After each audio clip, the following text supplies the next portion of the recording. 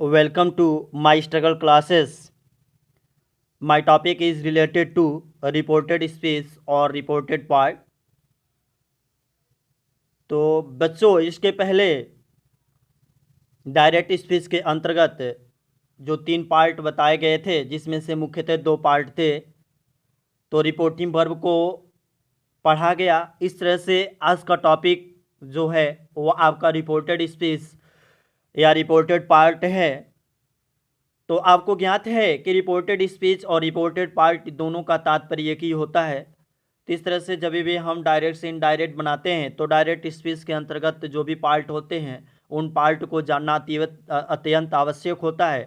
तो इस तरह से बच्चों उन सारी चीज़ों को जानने के अनुसार तब हम डायरेक्ट से इनडायरेक्ट बनाने में सफलता को प्राप्ति कर सकते हैं। तो इस तरह से आपका रिपोर्टेड स्पीच और रिपोर्टेड पार्ट है।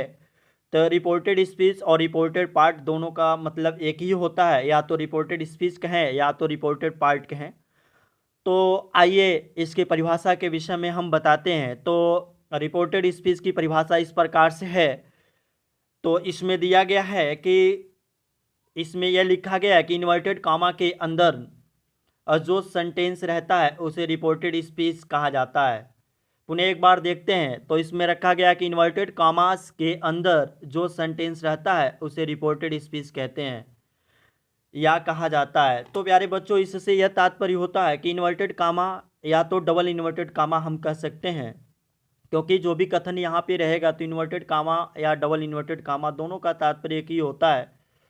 तो इस तरह से रिपोर्टेड स्पीच वही होता है कि वक्ता के द्वारा जो कथन कहा जाता है वह कथन डबल इन्वर्टेड कामा में रखा जाता है, तो उस तरह से रिपोर्टेड स्पीच होता है। तो इन्वर्टेड कामा के अंदर जो सेंटेंस रहता है उसे रिपोर्टेड स्पीच कहा जाता है। आइए इसके इंग्लिश की परिभाषा को हम देखते हैं जो इस प्रकार है। तो यहाँ पे लिखा गया है कि the exact words of the speaker which are put within inverted comma are called reported speech.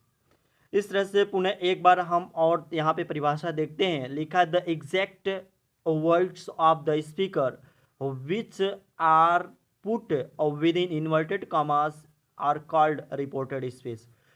इस तरह से यह आपका रिपोर्टेड स्पीच का परिभाषा हिंदी और इंग्लिश दोनों में हुआ। आइए इसकी एग्जाम्पल को देखते हैं। तो एग्जाम्पल इस प्रकार से है जिसमें लिखा गया आई सेड।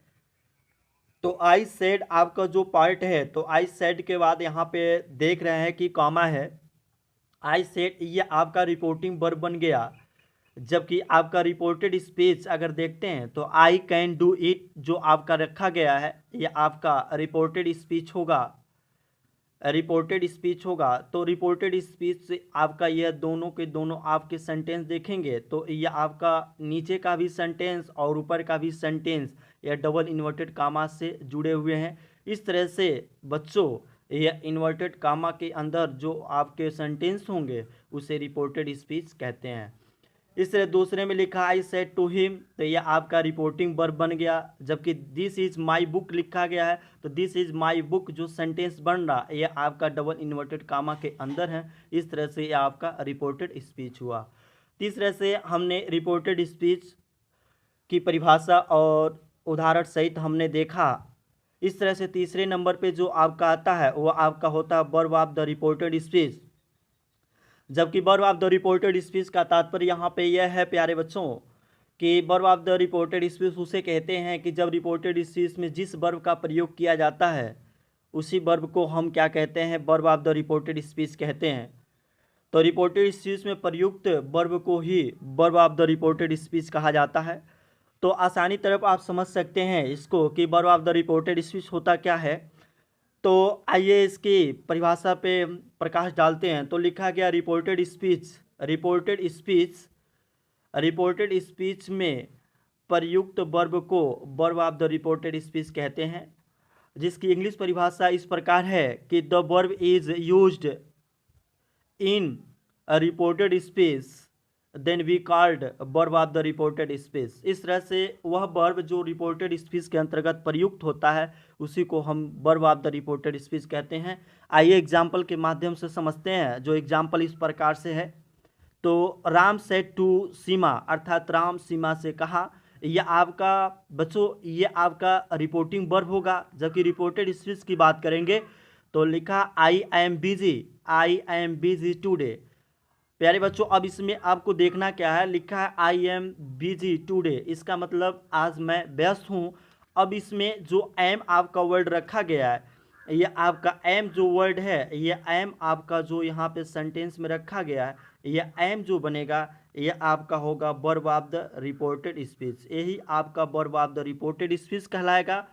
इसी तरह से दूसरे सेंटेंस में देखते हैं तो लिखा गया है सी सेज टू मी, अर्थात वह मुझसे कहती है कि दे सिंग ए सॉन्ग, वे गाना गाते हैं।